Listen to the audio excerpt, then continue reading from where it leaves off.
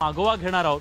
अजित पवार आज बीडमध्ये आले, सगळ्या गुंडापुंडांना त्यांनी दम दिला आणि त्याचबरोबर यापुढे कुणाचीही दादागिरी खपून घेणार नाही असं ते म्हणाले। आज म्हणाले की कुठलाही राजाश्रय इथल्या गुंडगिरीला दिला जाणार नाही, कुणी गुंडपुंड असू द्या त्याची खैर नाही। अजित दादांचा हा इशारा इथल्या बीडकरांच्या मनामध्ये काय भावना निर्माण करतोय? नाही, मुळात या त्यांच्या वक्तव्याकडे आम्ही बीडकर म्हणून आणि मीडिया म्हणून सुद्धा आम्ही सकारात्मक बघितलं पाहिजे। अजित पवार ही व्यक्ती नाहीत, अजित पवार ही शासन आहे। शासन जेव्हा कुठल्या तरी गुन्हेगारीवर अंकुश ठेवण्याची मानसिकता व्यक्त करतं त्याचं आम्ही स्वागत केलं पाहिजे। आम्ही बीडकर म्हणून या गोष्टीचं स्वागत करतो। मात्र मुळात या संदर्भाने आम्ही जर आम्हाला या खोलात जायचं असेल तर हा क्राईम जो आहे तो काही सामाजिक नाही, तो फास्ट फूड जसं असतं तसं फास्ट मनीसाठी होणारे हे उद्योग आहेत आणि ते केवळ एका विशिष्ट घटनेशी संलग्न किंवा एका विशिष्ट पातळीवर नाही। आमच्याकडे अनेक नेत्यांच्या वाळूपट्ट्यामध्ये स्वतःचे टेंडर असतात, नेत्यांच्या सुद्धा भूमिका सोयीच्या ठरलेल्या असतात। म्हणजे एखाद्या प्रकरणामध्ये जर मला राजकीय गोल मिळत असेल तर मी ती भूमिका रेस करतो आणि एखाद्या भूमिकेतून नाही। आता सुरेश धस आणि संतोष देशमुख यांच्या प्रकरणामध्ये एक भूमिका रेस केली, अत्यंत चांगली गोष्ट आहे। मात्र तीच भूमिका त्यांची जेव्हा आमच्याकडे अर्धम असलेला मस्जिद उडवण्यात आली त्यावेळेस मात्र ते अत्यंत असंवेदनशील आणि बेजबाबदार वक्तव्य करताना दिसले। माझी स्कोर सेट केला जातो या सगळ्यामध्ये प्रत्येकाकडून, बिलकुल स्कोर सेट केला जातो। प्रत्येकाचा पॉलिटिकल गोल आहे, याच्यामध्ये अनेक राजकीय कारकिर्दी संपवल्या जातात, अनेक राजकीय कावे दावे हेवे दावे असतात आणि त्याच्यामुळे जे नुकसान होतं का, म्हणजे एखादं नेतृत्व जर संपलं तर मुळात बाहेरचं कोणाचं नुकसान होत नाही, ते या जिल्ह्याचं होत असतं। कुठलाही नेता असू, राजकीय कुठलाही पक्ष असू द्या, ते नुकसान मात्र होतं। आणि माझी सकारात्मकपणे मी या गोष्टीकडे पाहतो की अजित पवार यांनी जर बीडच्या संदर्भामध्ये बीडच्या प्रतिमा सुधारण्याच्या बाबतीतलं जर पाऊल उचललेलं असेल तर नक्कीच याला सकारात्मक प्रतिसाद सुद्धा आम्ही दिला पाहिजे। ठीक आहे, पहा, आज आता भागवत तावरे म्हणले त्यांच्या भूमिकेशी स्वागत करायला पाहिजे, तर नक्कीच करायला पाहिजे। त्याच्याबद्दल इथल्या गुन्हेगारीला राजाश्रय होता हे मान्य तर करावं लागेल ना। ही गुन्हेगारी का रात्रीतून उभी राहिली नाही, ह्या गुंडापुंडांची एवढी हिंमत कशी काय वाढली? राजाश्रय होता ना।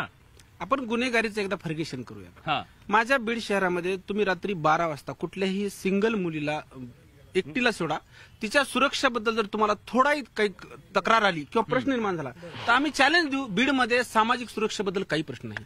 तुम्ही जी गुन्हेगारी म्हणतात ती गुन्हेगारी जी राजाश्रित आहे ती आहे मनी सोर्सिंग साठीची। वाळूपट्ट्यातून झालेला वाद, राखेचा विषय असेल त्यातून झालेला वाद, किंवा मग आणखीन काही जो इन्कम सोर्स आहे त्याच्यासाठी होणारे वाद आणि त्याला मिळणारी नेत्याकडूनच अभय।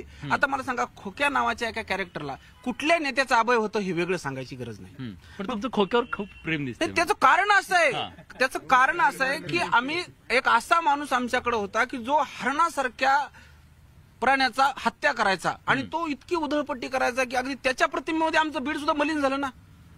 आमच्याकडे या 110 दिवसामध्ये ज्या ज्या घटना समोर आल्या त्याच्यामध्ये थेट बीड प्रतिमेशी जोडलं गेलं। कुठलाही क्राईमची घटना त्या जिल्ह्याच्या अस्मितेसोबत पहिल्यांदा जोडली गेली। सर मला माफ करा, मीडियाने एखाद्या जिल्ह्यात खून झाला की त्या जिल्ह्याची प्रतिमा असं पहिल्यांदा झालं। बीड मध्ये खून कुठं होत नाहीत, पुण्यामध्ये होतात। अहो, श्रीगोंद्याला दोन्ही हात तोडले, दोन्ही पाय तोडले, मुंडकं तोडलं आणि ते पूर्ण शरीर एका पोत्यामध्ये कोचून भरून टाकलं गेलं। सर 15 दिवसापूर्वी घटना, कुणी चर्चा केली याच्यावरती? मुद्दा हे बघा, इथल्याच कलेक्टरने राहिलेलं पुस्तक लिहिलं जातं, इथली भयकथा। आता मला बोल द्या, त्या मला एकदा आम्ही सगळेजण त्या कलेक्टरांना आमच्या सोबत घ्या आणि मग आम्ही सांगू की साहेब तुम्ही या जितक्या वेळ या बीड जिल्ह्यामध्ये होतं कसला आनंद तुम्ही इथे घेतला, किती आनंद घेतला आम्ही सांगू ना। पत्रकारांना विचारा, ते पत्रकार बीड म्हणजे बिहार सांगतात ना, बीड म्हणजे कशी मलई चाटण्याचा एरिया सुद्धा आहे हे त्यांचे उदाहरण देऊन आम्ही सांगू।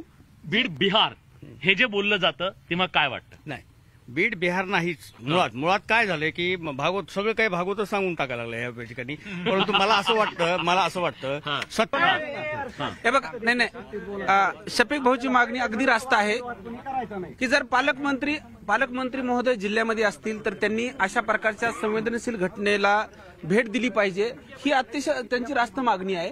मात्र दुसरी एक गोष्ट मी सकारात्मक म्हणून पाहतो बडेसाहेब की जसे अजित पवार बीड शहरामध्ये आले त्याच्यानंतर त्यांच्या प्रत्येक कार्यक्रमामधलं एक वक्तव्य सकारात्मक मला आज पहिल्यांदा दिसलं।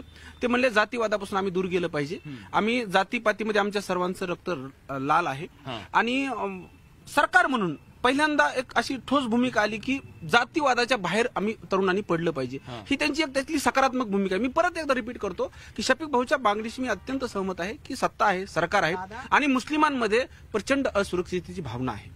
अशा वेळी सरकारने भेटलं पाहिजे. बीड कलंकित होतंय याच्याबद्दलची सल बीडच्या नागरिकांच्या मनात आहे. बीड असा नाहीये जसा दाखवला जातोय असं म्हणणं बीडकरांचं आहे आणि ही परिस्थिती बदलली पाहिजे याबद्दल सगळ्यांचं एकमत आहे. आमची एक विनंती आहे की न्यूज 18 या चॅनलला आणि व्यक्तिशः मी विलास बडे सरांना अशी विनंती करतो की आमचं बीड जे आहे ना ते या चॅनलनी प्रतिमा सुधारण्यासाठी दत्तक घ्यावं आणि तुम्ही हे करू शकता. आणि बीड आणि विलास बडे साहेब तुमच्या पत्रकारितेचा एक इतिहास लिहिला जाईल. तुमची भूमिका केवळ पत्रकारितेत नाही, तुम्ही बाहेर सुद्धा बोलताना सलोख्याची भाषा बोलतात आणि याचे सकारात्मक परिणाम येतात. आणि चॅनल आणि तुम्हाला दोघांना आमची बीडकर म्हणून विनंती आहे, तुम्ही आमच्या बीडच्या प्रतिमेच्या उदात्तीकरणाची भूमिका घ्यावी. आम्ही आणि काय दुसरी गोष्ट साहेब, हे जे ब्लास्ट झाला तिथं आमचे हिंदू बांधव सगळे गेले आणि त्या ठिकाणी त्या मस्जिदीमध्ये इफ्तारचा कार्यक्रम झाला. हे आमच्या बीडमध्येच होऊ शकतं. आणि या मग असं सगळं असणाऱ्या बीडला बदनाम करू नका असं सगळ्यांचं एकमुखी म्हणणं आहे. जातीपातीच्या धर्माच्या पलीकडे जाऊन प्रत्येकाला वाटतंय की आम्हाला रोजगाराचा हक्क आहे, आम्हालाही बाहेर सन्मानानं जगायचंय, त्याच्यासाठी प्लीज बीडला तुम्ही बदनाम करू नका. आज या चर्चेमध्ये आपण सगळेजण आलात, आपली भूमिका मांडली, त्याबद्दल बडे मुद्देच्या माध्यमातून आपल्या सगळ्यांचे मनापासून आभार. बडे मुद्देच्या ग्राउंड झिरोवरून आज आपण इथेच थांबतोय. धन्यवाद.